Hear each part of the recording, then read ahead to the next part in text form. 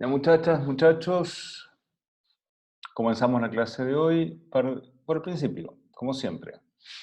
Preguntas de materia, comentarios, etcétera. Ya, encantado, explico. Me están pidiendo si puedo explicar nuevamente el allanamiento.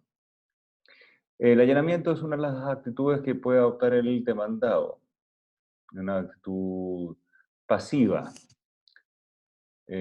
A ver, activa sin defensas, digámoslo así. Déjenme buscar el PPT correspondiente.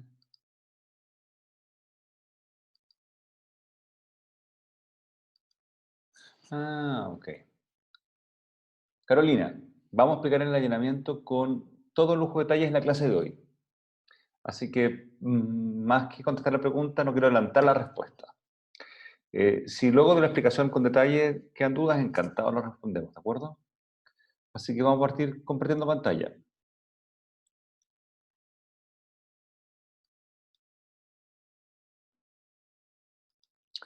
La contestación de la demanda.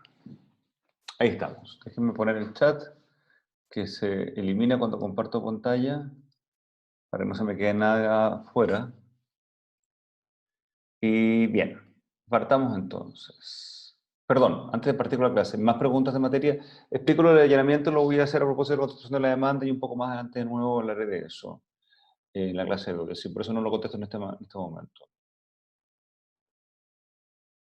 Profesor, yo tengo dudas respecto al concepto de excepciones mixtas y perentorias. También vamos a hablar sobre eso ahora.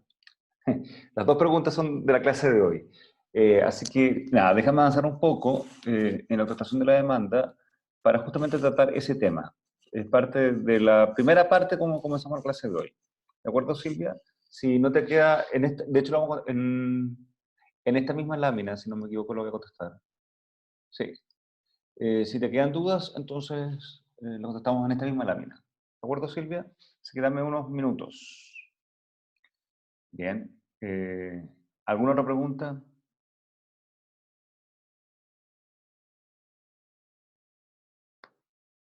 Ya, partamos entonces. Si hay más preguntas, pues me las hacen, no hay inconveniente.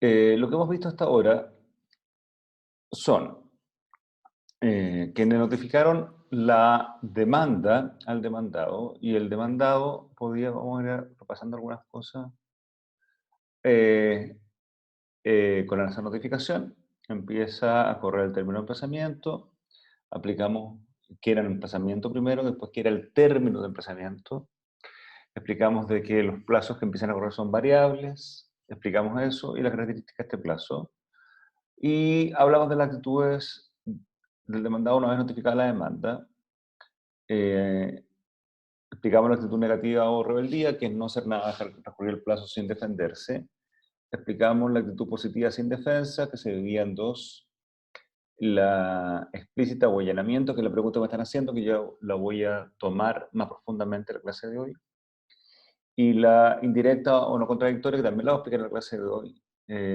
con más profundidad, que consiste en no contradecir abiertamente los fundamentos o pretensiones del demandante. O defenderme, tratar de ganar el juicio.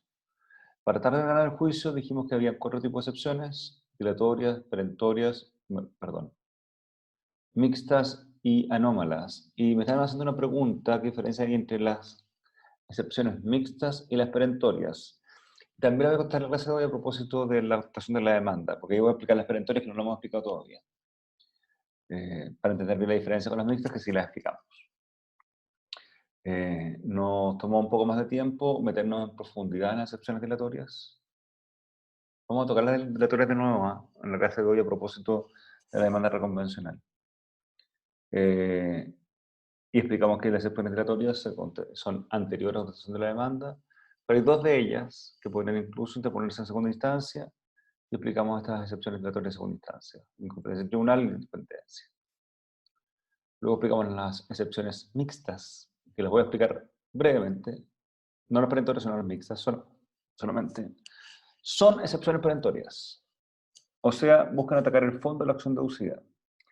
Pero, por razones de economía procesal, se autoriza que sean interpuestas conjuntamente con las excepciones dilatorias, cosa de que el demandado nunca conteste la demanda, a menos que sean rechazadas, obviamente, sino que la causa pueda terminar en ese momento por efecto de cosa juzgada o transacción. Son las dos únicas. Ojo, que por ser perentorias, también las puedo interponer en el ejercicio de contratación de la demanda. Lo que pasa es que se me autoriza que si yo quiero, es mi estrategia procesal, puedo interponerlas con anterioridad. Es una excepción perentoria que se interpone como si fuera dilatoria. Son dos, cosa juzgada y transacción. Y vimos las anómalas, que también son excepciones perentorias. O sea, también buscan atacar el fondo de la acción deducida, pero eso me permite interponerla no solamente en la contratación de la demanda, sino con posterioridad. Y son las mismas que las excepciones mixtas. Dos de ellas. Cosa juzgada y transacción, pero le agregamos dos nuevas. Prescripción y el pago efectivo de la deuda siempre y cuando conste un antecedente escrito. Y hasta ahí llegamos. Y ahora corresponde que empecemos a ver el escrito de contestación de la demanda. ¿De acuerdo? Bien. Voy a contestar la demanda y esto va a ocurrir porque tengo una actitud de defensa positiva o negativa. O sea, me quiera defender o no, igual voy a contestar la demanda. Está reglamentado en los artículos 309 y siguientes del CPC. Recomendación práctica, háganse ustedes por su cuenta un paralelo entre el artículo 254, que son lo que debe contener una demanda, con el 309, que es lo que quiere contener una contestación de la demanda. Yo lo voy a explicar ahora, pero es bueno que se hagan un esquema, para tenerlo claro. No es lo mismo, no contiene lo mismo una demanda que una contestación de una demanda. Parten iguales. Lo primero que me dice el 309 que el escrito de contestación de la demanda debe contener es la designación del tribunal ante quien se va a presentar la demanda. De la misma manera como lo decía el 254, y se permiten formas abreviadas, CJL, ILMTA, Ilustrísima Corte de Apelaciones, Excelentísima XCMA, Corte Suprema, etc. Pero tengo que individualizar ante quién le voy a presentar el escrito. La gran diferencia entre la demanda y la contestación de la demanda es que, por ejemplo, la demanda, yo sé que es un tribunal civil de Santiago, perdón, pero no sé cuál de los 30 juzgados civiles de Santiago lo va a hacer. El que contesta la demanda ya sabe que es el 15º juzgado civil. Entonces, su indemnización va a ser un poco distinta porque va a poner eh, CJL en lo civil de Santiago 15, porque ya sabe que es el 15. En segundo lugar, se me pide el nombre, domicilio y profesión u oficio del demandado. Por chat, ¿qué diferencia entre la utilización del demandante en la demanda con la del demandado en la contestación de la demanda? O sea, el 254, número 2, con el 309, número 2. Saquen sus códigos, empiecen a revisarlo, bájenlos de internet si no los tienen a mano, y quiero que me digan ustedes, pueden utilizar el micrófono o el chat, qué diferencia hay en el escrito de indemnización, la demanda, cuando se indemniza el demandante, que es quien lo presenta, con la contestación de la demanda en la indemnización del demandado, que es quien lo presenta.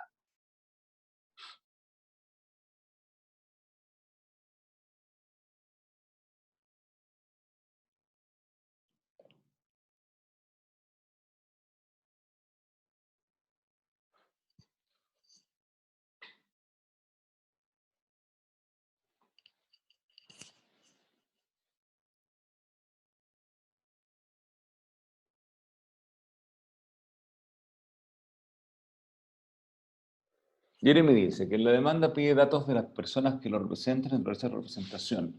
Efectivamente, cuando criticamos el artículo 254, criticamos que cuando individualiza el demandado, no le pide la naturaleza de la representación. O sea, solamente se pone el caso en que el demandado va a ser una persona natural, que puede actuar por sí misma.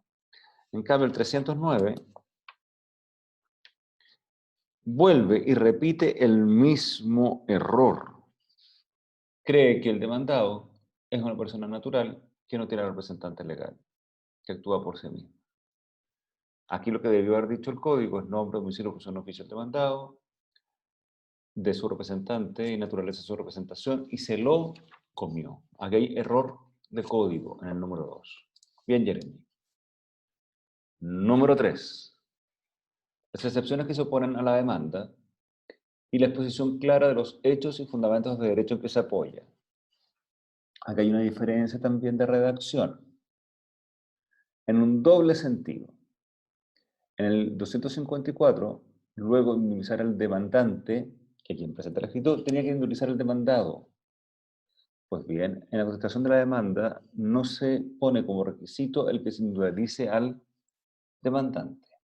Yo lo hago, ¿de acuerdo? Yo suelo hacerlo para poder referirme en contra de quién me estoy refiriendo y hablando. Pero curiosamente no es un requisito para que se entienda que está bien trabada la litis el que yo identifico a mi demandado, mi demandante. Yo creo que ese es un segundo error de código. Pero el tercero no es error, es una característica que lo diferencia. Si estuviéramos en la demanda, en el número 4, me piden los fundamentos de hecho y de derecho. Y acá no. Aquí me dice, dígame en qué consiste su defensa. Y luego que me la diga, fundamentemela en hechos y derechos. Es una reacción un poco distinta. Aquí sí es diferente y es correcta.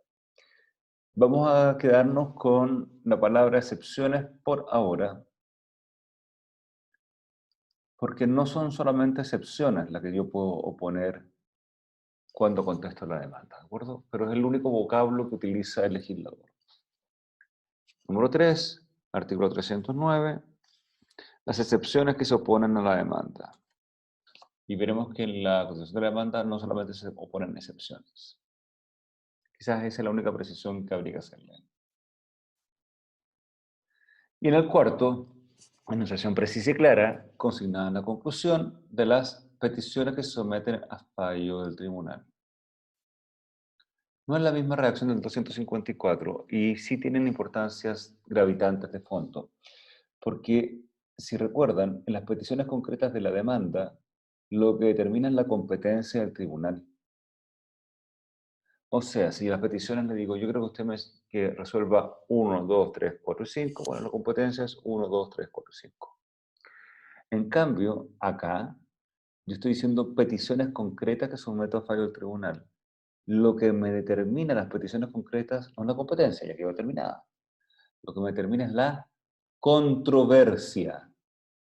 Las peticiones concretas que se someten a fallo del tribunal son las controversias. Explico.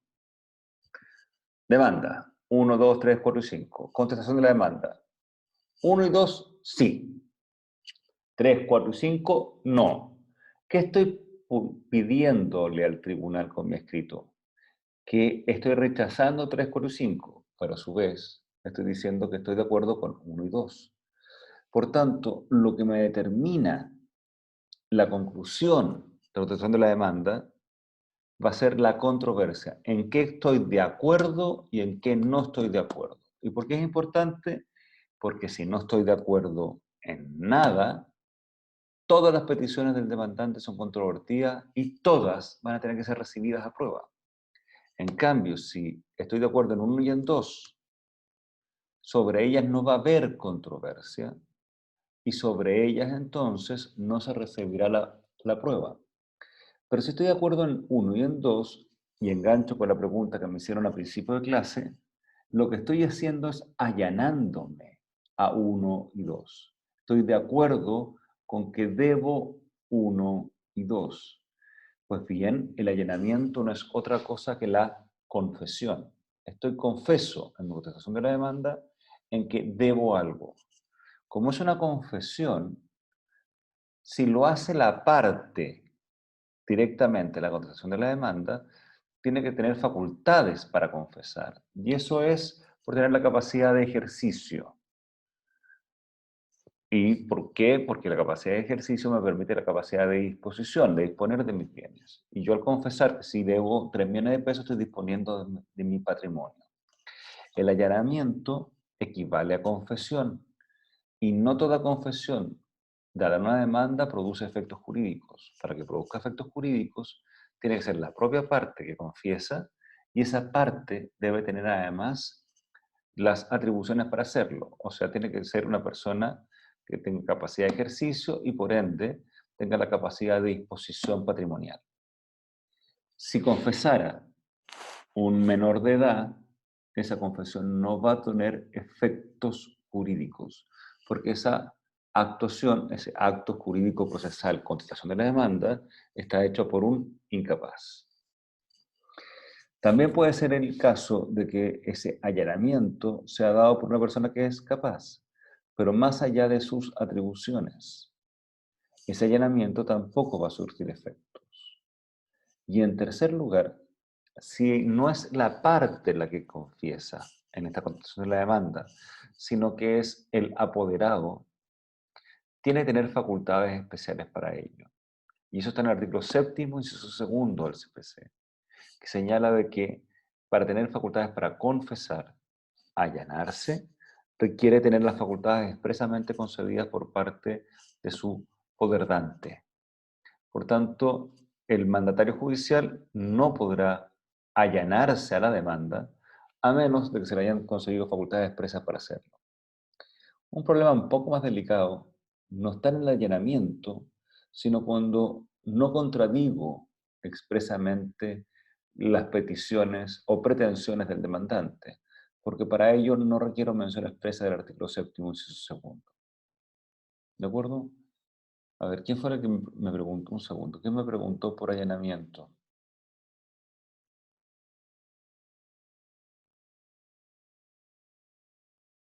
Carolina. Carolina, ¿te quedó más claro el tema del allanamiento?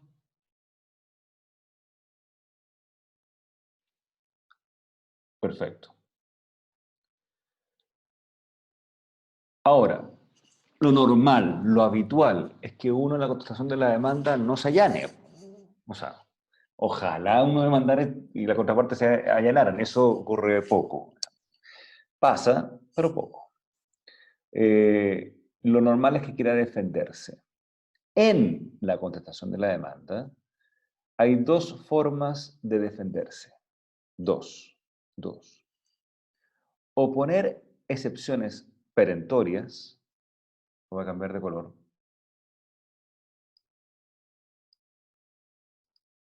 O poner excepciones perentorias. O la otra posibilidad es oponer alegaciones o defensas. ¿Qué es una excepción perentoria? La excepción perentoria suele, no es necesariamente, pero suelen coincidir con los modos de extinguir las obligaciones. O sea, estoy diciendo que las pretensiones que tiene el demandante no son tales porque se extinguieron la posibilidad de ejecutar dicha obligación. ¿Cuáles son los modos de extinguir las obligaciones? No están en el Código de Procedimiento Civil. Los modos de extinguir las obligaciones están en el Código Civil. Por tanto, todas las formas que establece el Código Civil u otras leyes como modo de extinguir una obligación son excepciones perentorias. Entonces, el pago, que es la principal modo de extinguir las obligaciones, es una excepción perentoria. Las prórrogas de espera o plazos son excepciones perentorias. La prescripción es una excepción perentoria.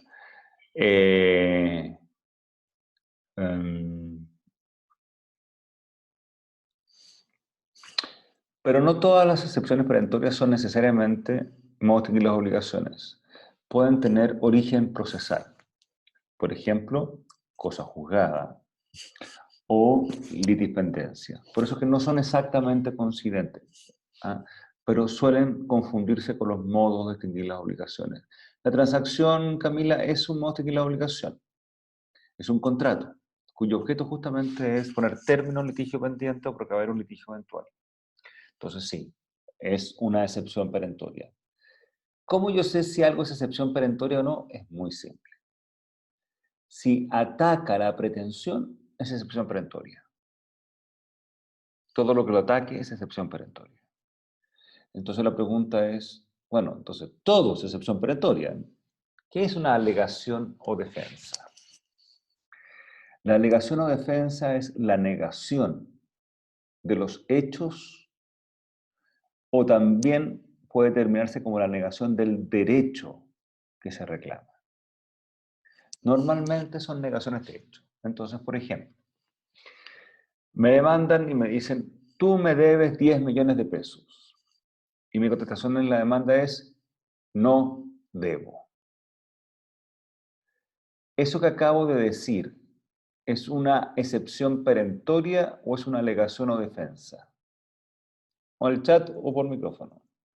Repito, tú me debes 10 millones de pesos. Y yo contesto la demanda y digo, no debo.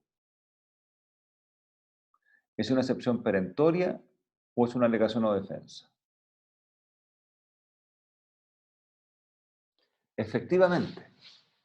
¿Por qué no es una excepción perentoria?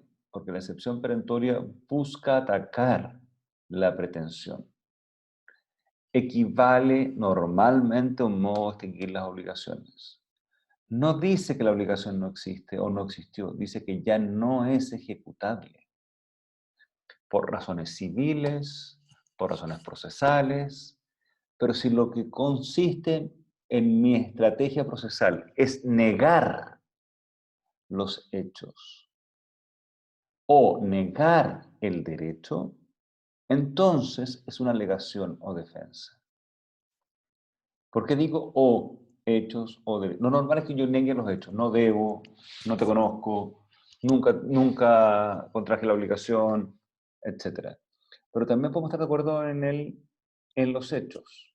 Por ejemplo, que yo soy el administrador de tal caso, pero estamos discutiendo que el derecho, no hay ninguna norma que me obligue a rendir eh, cuentas cada 3 meses. Mis rendiciones son anuales. Y mi contraparte dice, no, tú me tienes que rendir cada 3 meses cuentas porque me interesa saber cómo está el estado de mis inversiones. No estoy obligado. La discusión no son los hechos. La discusión ahí sobre derecho, y eso también es una defensa, pero no es una excepción perentoria. Entonces, yo en la contestación de la demanda puedo interponer excepciones perentorias y también puedo interponer alegaciones de defensa o puedo interponer ambas. Mi recomendación es que ojalá siempre, sí o sí, interpongan alegaciones o defensas. ¿Por qué? Porque si ustedes no interponen alegaciones o defensas, o sea, no niegan, corren el riesgo de que el tribunal, que es quien tiene que interpretar la norma, vaya a decir que ustedes no contradijeron sustancialmente lo que dice la demanda y tengan los mismos efectos que un allanamiento. Entonces, yo parto diciendo, niego completamente los fundamentos de hecho y derecho de la demanda. A mayor abundamiento, y recién ahí me voy con las excepciones perentorias, en segundo lugar, ¿de acuerdo? Es muy importante el negar como forma de defensa. Tiene un efecto práctico la negación, que no solamente transforma todos los hechos en controvertidos, que ya por sí sería suficientemente importante motivo para siempre interponer alegaciones o defensas, sino que además la carga de la prueba, o sea, quien va a tener que probar los hechos, va a ser siempre el demandante. Yo tengo un plano mucho más fácil. Lo que no me va a ocurrir cuando interponga excepciones perentorias, porque si yo digo que hubo una prórroga de espera, yo voy a tener que probar la prórroga de espera. Si yo digo que hubo un contrato de transacción, yo voy a tener que probarlo. Si yo digo que está prescrita, tendré que probar desde cuándo se comenzó a contar la prescripción. O sea, me quedo yo con la carga de la prueba de mis excepciones. En cambio, con las alegaciones o defensas, le paso todo el carro al demandante. Me pregunta Nicolás, ¿un caso de excepción perentoria sería decir que ya pagué esos 10 millones? Lo que tú estás reclamando, como una forma de defenderse, es el pago. Ya pagué. El pago. El pago es una forma de extinguir las obligaciones y por tanto no hay ninguna duda que es una excepción perentoria, Nicolás. Ninguna. ¿Está claro? ¿Dudas hasta acá? Sí, con él. ¿Por micrófono o por escrito? Por micrófono yo prefiero porque así aprovecho conversar, no estar monólogo. Profe, consulta, dijo que alegaciones o defensa era negación del hecho o... Perdón, ¿Era negación o? No, no te entendí la pregunta. Esa es mi consulta. O es alegación. La alegación es la defensa, es la negación No, del es la hecho. negación. O, No, es ¿ya? siempre negación. Lo que pasa es que la pregunta es ¿qué niegas? Y puedes Ah, negar hechos, no es verdad, no conozco a esta persona, no es cierto, nunca me ujú. prestaron la plata. Niegas el hecho, pero también puede ser una negación de un derecho. Lo Perfecto. habitual es que la negación recaiga sobre hechos, pero también podría ser que estemos de acuerdo en los hechos, sin embargo, niegas el derecho en que se funda la demanda. Como el ejemplo que estaba poniendo de aquella persona que administra fondos de otro, pero se niega a rendir cuentas cada 3 meses porque dice que según su contrato su obligación es rendir una cuenta una vez al año. Entonces Ya. no estamos discutiendo el derecho que tenga que rendir cuentas, no estamos discutiendo el derecho que yo administre. De los hechos estamos totalmente de acuerdo. Sin embargo, mi defensa es que no reconozco el derecho. La negación de un derecho también es una defensa. ¿De acuerdo? Eso es lo que quise decir, Kunil. ¿Más claro? Gracias, profe. Encantado. Daniela, cuéntame, ¿qué pregunta tienes?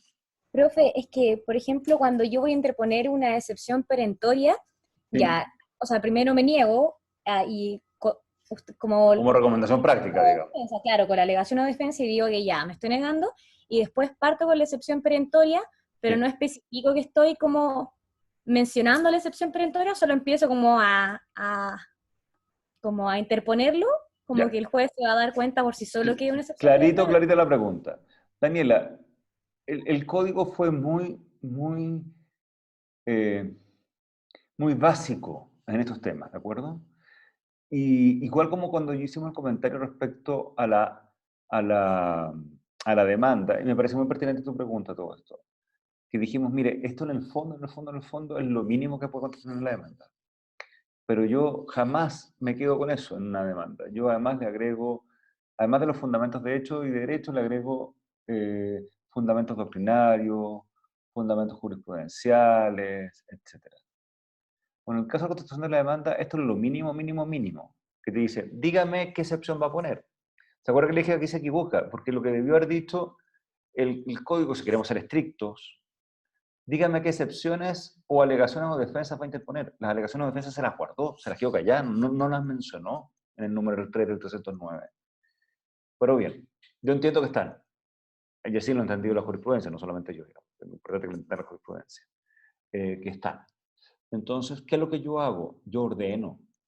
Yo no lo tiro así como a la chunte, sino que voy a estar desarrollando excepciones, excepción de pago, y tengo que tener cuidado, al igual que en la demanda, cuando tú pides en la demanda algo que es contradictorio, lo puedes pedir, pero tiene que ser uno subsidiado de lo otro.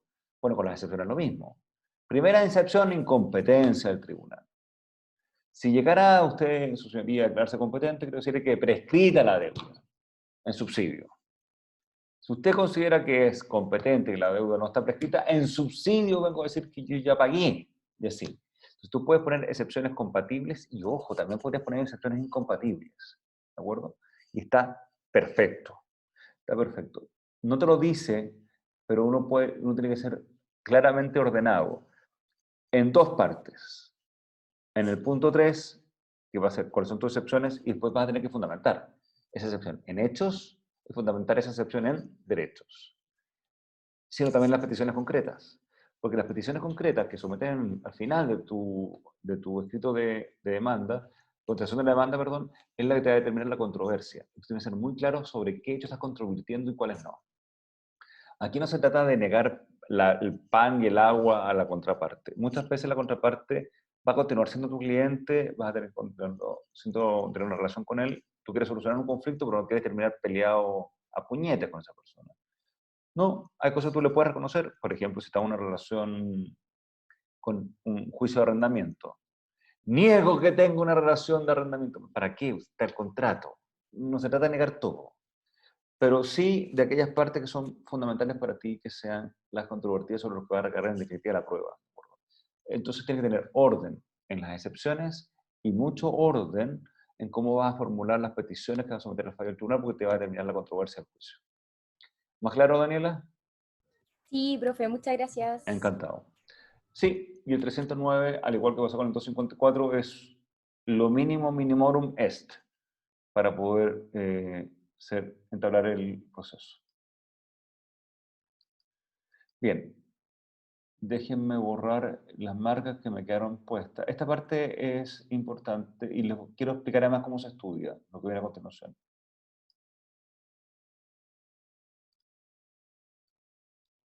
Bien. Luego de nosotros, no antes de hablar de la demanda, sino cuando interpusimos la demanda, la distribuimos a través del portal del Poder Judicial, hicimos un ejercicio de cómo se presentaba la demanda, etc. Yo le hice un comentario, le dije, ojo, ojo, el solo hecho de presentar la demanda, no notificarla nada, presentar la demanda tiene efectos jurídicos y algunos re importantes. Bueno, lo que vamos a ver ahora son qué efectos jurídicos tiene el hecho de presentar el escrito de contestación de la demanda. ¿Sí? Porque tiene 5 efectos jurídicos importantes. ¿Cuál es mi recomendación? A mí me encanta preguntarlos en paralelo. Así que agarren esta lámina, que se las voy después a acompañar, junta con la lámina que correspondiente a efectos de la presentación de la demanda y estudiense las juntas porque así se aprenden. ¿De acuerdo? Tengo que pasarla ahora por un tema de orden, porque lo que corresponde ver después de la demanda, de la demanda, qué efectos produce, pero uno tiene que tener claro cuáles son los efectos en relación al demandante y demandado, y eso se produce, 1, para presentación de la demanda, y 2, para protección de la demanda. Entonces, por favor, los efectos se los estudian de conjunto. Bien, ¿y cuáles son los efectos de contestar la demanda? 1, queda conformada la relación procesal, y es la regla general. Muchos autores, y ustedes lo han escuchado muchas veces, lo han leído, lo han visto, que dicen, ¿cuándo queda trabada la litis? Y la respuesta, así como de memoria, es una vez que se ha notificado válidamente la demanda y ha transcurrido el término de procesamiento. ¿Sí o no? O sea, si tengo 15 días para contestar la demanda, estaría trabada la litis cuando yo presento distribución, perdón, cuando yo notifico la demanda y pasan los 15 días. ¿Será eso? ¿Estará ahí trabada la litis por regla general? No. La litis normalmente se traba mucho antes. Porque si tengo 15 días, a lo mejor contesto el día 10, 12, 13. Bueno, si contesto, trabé la litis. Lo que sucede es que si estoy rebelde y no contesto la demanda, la litis va a quedar igual trabada. Pero no en ese momento, sino cuando pasen los 15 días.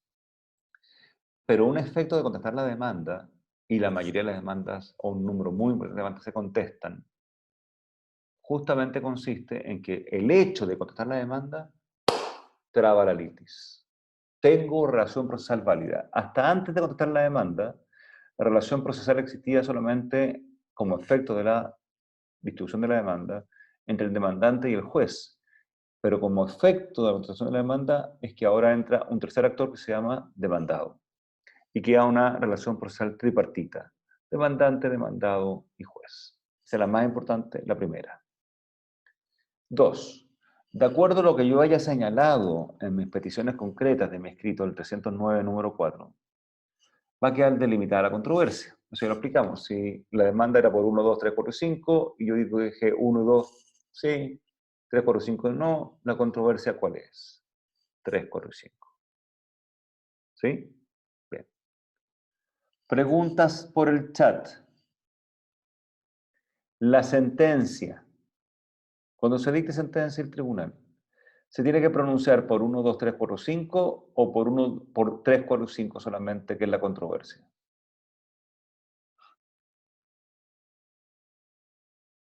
En la demanda yo demandé 1, 2, 3, 4 y 5. En la contestación de la demanda me dijeron 1 y 2, sí. 3, 4 y 5 ni cagando. La controversia es 3, 4 y 5. ¿Y la sentencia sobre qué tendrá que pronunciarse? Sobre 3, 4 y 5, ¿verdad? ¿Esa es la respuesta? No, pues. Y lo hice, yo fui malo, yo sé que soy malo, pero lo hice a propósito. Están equivocados, muchachas y muchachos. Si yo demando capital, intereses, costas, reajustes y daño moral. Y la contestación de la demanda me dice sí al capital, interés y reajustes, pero no al daño moral y no a las costas.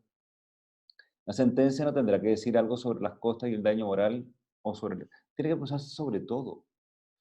La sentencia va a decir 1, 2, 3, 4 y 5. Y tendrá que decir se acoge 1, se acoge 2, se acoge 3, 4 y 5. Como yo estaba confeso de 1 y 2, dirá que me da 1 y 2.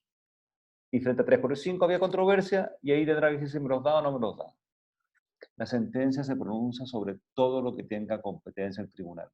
No solo sobre lo que hubo controversia, sino sobre todo. Porque si no, imagínense lo que ocurriría. Si ustedes tuvieran razón, imagínense lo que ocurriría.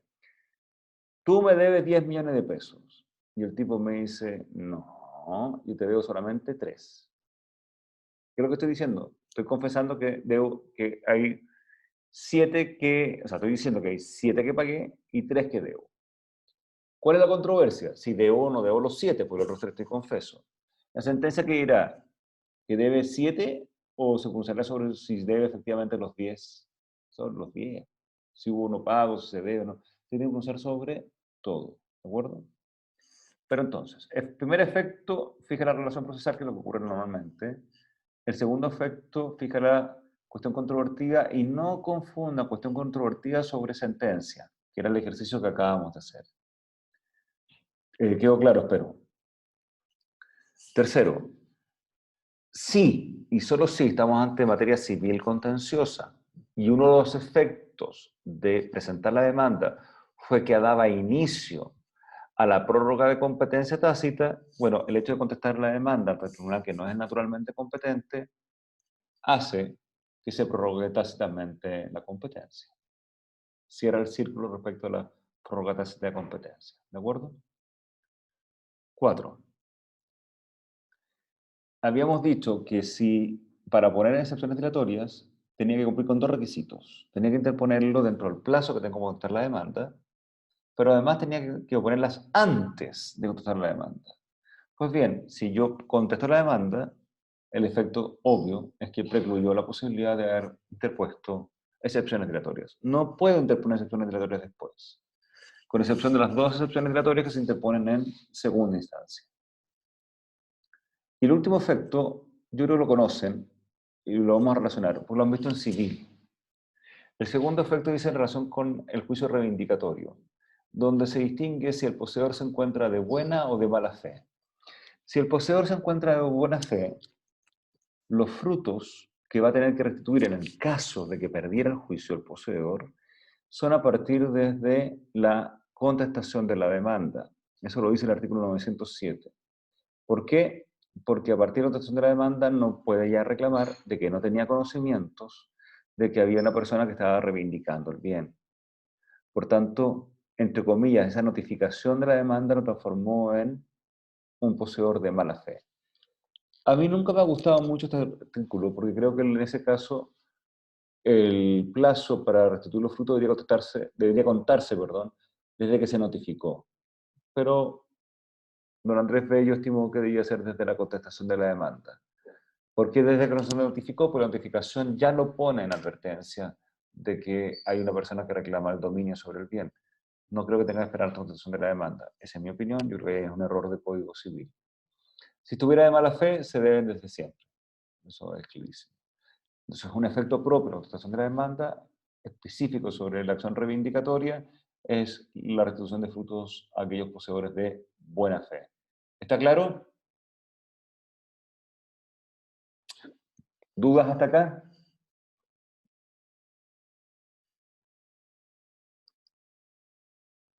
Silencio, silencio.